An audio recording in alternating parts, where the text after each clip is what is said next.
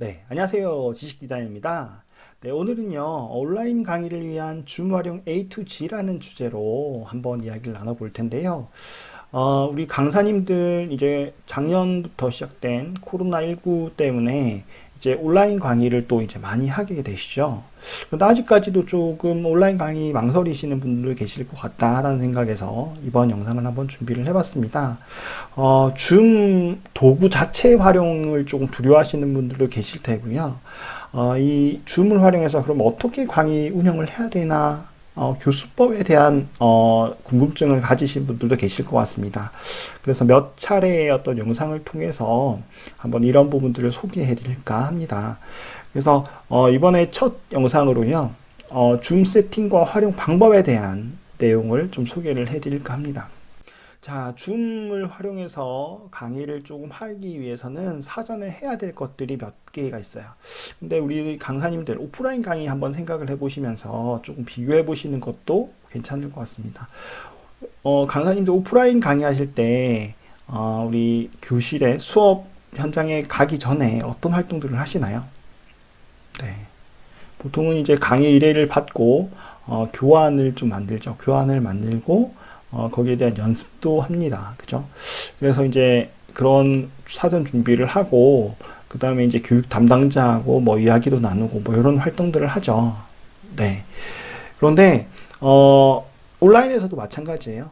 사전 그 동일하죠. 뭐 교환을 미리 만들고 하는 것들, 아니면 교육 담당자들하고 뭐 이야기를 나누는 것들, 이런 부분은 거의 동일한데 조금 더 온라인에서는 좀 부가적으로 해야 될 것들이 있다라는 겁니다. 구분을 조금 지어주셔야 될게요. 보통 이제 강의를 온라인 강의를 하다 보면 강사님 혼자서만 하시는 경우도 있으실 테고, 그다음에 교육 담당자나 운영자가 같이 하시는 경우가 있으실 거예요. 그래서 이 역할 부분은 아마 조금 조율하는 부분에서, 협의하는 부분에서 조금 달라질 수 있겠지만, 지금 제가 소개해 드리는 것은 그냥 강사분 혼자서 강의 운영한다고 했을 때 가정하고 한번 들어보시면 좋을 것 같습니다. 자, 먼저 학습자 연락처가 좀 확보가 됐으면 좋겠다라는 거예요. 네, 학습자 연락처는 보통 이제 강사님께서 강의 운영을 하시다 보면 거기에 대한 사전 안내가 필요하다. 사전 안내라는 것은 뭐냐면 보통은 이제 교육 운영자가 이것도 전담을 합니다만은 줌 강의를 개설을 하고 거기에 대해서 이제 접속 방법을 안내를 해야 되잖아요. 오프라인 강의에서는 사실 뭐 어떤 그 장소에 대한 안내, 시간에 대한 안내, 뭐 이런 알람들과 비슷한 겁니다. 네, 그런 목적을 위해서 연락처 확보를 먼저 해야겠다라는 겁니다. 그리고 또 하나 중요한 게, 그 수업 중간에, 피치 못하게 이제, 그 줌에 오류가 있을 수가, 장애가 발생을 할 수가 있어요. 네, 그럴 경우에는 이제 줌 외에, 다른 좀 연락 방법이 좀 필요합니다. 그래서 보통 저 같은 경우에는 공개 카카오톡 방을 갖다가 공개 카톡방을 좀 개설을 해서 사전 안내도 하고, 혹시나 이제 줌에 어떤 장애가 생겼을 때 거기에 대해서 좀 알림을 드리는 형태로 그렇게 운영을 하고 있습니다. 그래서 학습 연락처 확보를 좀 해줬으면 좋겠다. 그 다음에 이제 줌 회의실을 개설을 해야 되죠. 줌 회의실을 개설을 하면 그 회의실에 이제 그 접속 링크가 생성이 되게 됩니다. 그래서 그 개설을 하고 그 링크들을 그 안내를 해야 됩니다. 이렇게. 그래서 학습자들에게 줌 링크 안내를 한 다음에, 네, 그 다음에 아까 말씀드린 대로 이제 단체 채팅방을 좀 개설을 하는 게 좋겠다. 안내하는 것들을 위해서 그런 목적으로 이런 사전 활동들이 좀 필요하다. 이 정도 일단 알고 계시면 좋을 것 같고요. 그 다음에 학습자를 만난 다음에 뭘 해야 되냐.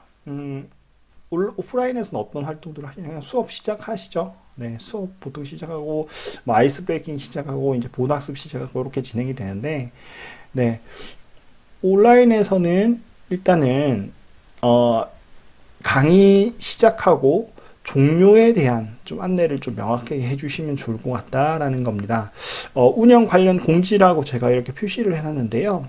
뭐냐면 사실 오프라인 강의 때보다 온라인 강의 때는 조금 더 체계적으로 운영을 할 필요가 있습니다. 체계적으로. 왜 그러냐면, 오프라인에서는 사실 뭔가 조금 즉각 대응하기가 쉽잖아요. 어떤 문제가 발생했을 때 즉각 대응하기가 쉬운데 온라인에서는 그게 조금 어렵습니다.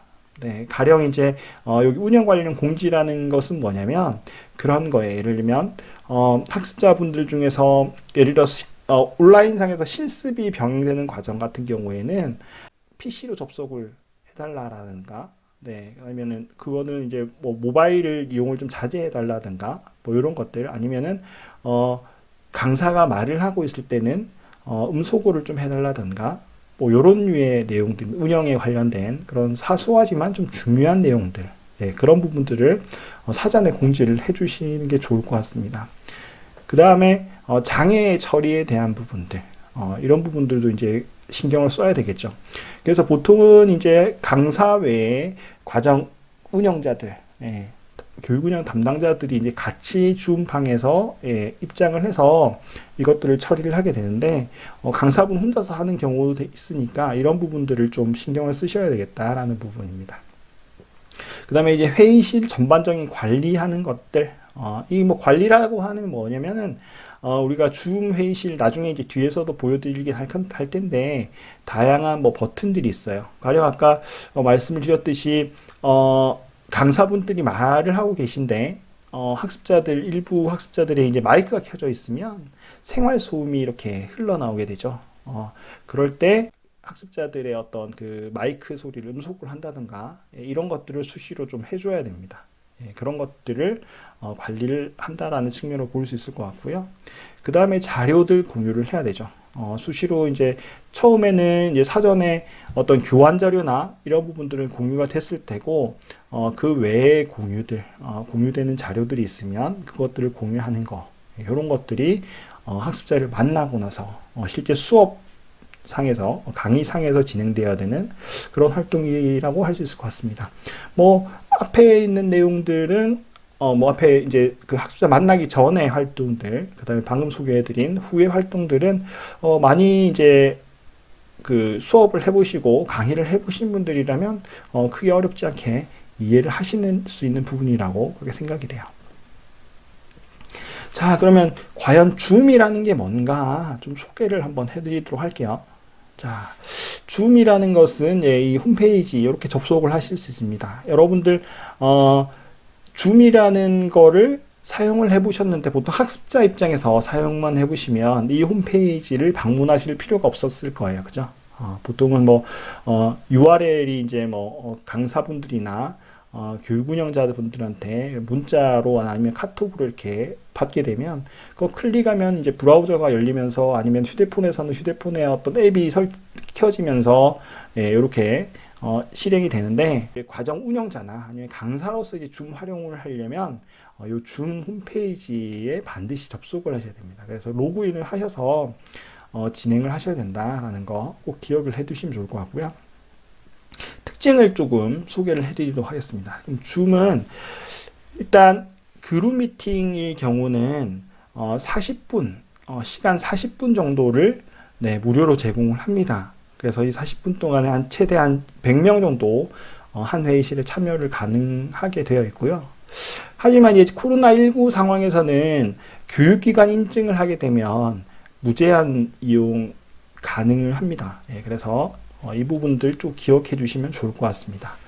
그 다음에 대기실이라는 것을 지원을 해요. 대기실이라는 것은 뭐냐면 일단 어떤 학습자들이 안내받은 링크를 클릭하고 접속을 하게 되면 잠시 대기하게 되는 그 공간입니다.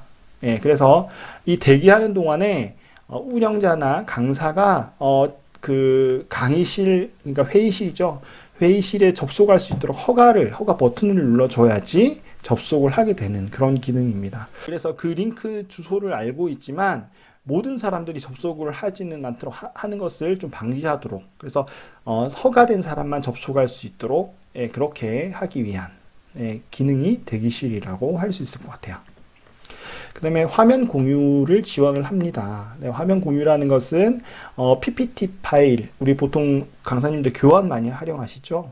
그래서 교환에 대한 공유들, 그리고 이제 컴퓨터, PC의 어떤 바탕화면이나 아니면 브라우저나 실행되는 프로그램에 대한 그런 공유들, 네, 그런 것들뿐만 아니라 세컨 카메라 공유들, 뭐 이런 것들까지 지원을 해요. 세컨 카메라는 것은 보통 이제 카메라 첫 번째 카메라는 이제 보통 강사님들 얼굴을 비치는 카메라인데 두 번째 카메라 USB로 두 번째 카메라를 하나를 더 연결을 해서 뭐 실습 화면이나 이런 부분들을 보실 수 있도록 이렇게 구현을 하실 수 있습니다. 그래서 이런 다양한 교환이나 PC의 화면들 그리고 세컨 카메라 화면까지 지원을 한다. 이렇게 기억을 하시면 좋을 것 같고요. 네, 그래서 방금 말씀드린 두 번째 카메라 공유를 지원을 하고 그 다음에 채팅 기능을 지원을 합니다. 네, 채팅 기능을 지원을 해도 이것도 많이 사용이 되는 기능이죠. 그래서 보통 인원이 적으면 네, 보통 대화를 하면 강의 중에서 강사분이 대화를 하고 말을 걸면서 이렇게 운영을 하면 되지만 교육인원이 한 100명, 뭐 200명 이렇게 만나지다 보면 일일이 대응을 하기가 어렵습니다. 그럴 때는 채팅 기능을 이용해서 보통 상호작용을 많이 하죠. 그 다음에 네, 회의 녹화 기능이 지원이 됩니다. 네, 하고 있는 강의에 대한 녹화를 할 수 있다. 그 다음에 이제 가상 배경 화면이 지원이 돼요. 강사님들 보통 이제 강의를 하시게 되면 온라인 강의를 하시게 되면 물론 어떤 스튜디오 방문을 해서 강의를 하실 수도 있지만 그게 아니고 집에서 강의를 하실 수도 있습니다. 예, 그럴 땐 이 가상 배경을 좀 사용을 하게 되면요. 개인 프라이버시 뒤에 보통 이제 집의 어떤 모습들이 나타나게 되잖아요. 예, 배경으로 지금 제가 보이는 이런 배경 같은 것들, 뭐 서재가 있고, 뭐 이런 책꽂이가 있고 이런 부분들이 지금 보여지게 되는데 이런 부분들이 조금 프라이버시상 문제가 있는 것 같아요라고 생각이 되면 이런 가상 배경을 활용을 하시면 프라이버시를 좀 지킬 수 있는 그런 기능을 지원을 하고 있습니다. 그 다음에 이제 소외의식 기능이라고 해서요. 이것들 참여하고 있는 학습자들을 소그룹으로 묶어서 활동할 수 있도록 이렇게 지원을 하고 있습니다. 그래서 이 기능들에 대한 자세한 뭐 기능에 대한 방법들은 뭐 다른 영상에서 한 번 더 구체적으로 소개를 해드리도록 할게요. 지식 디자이너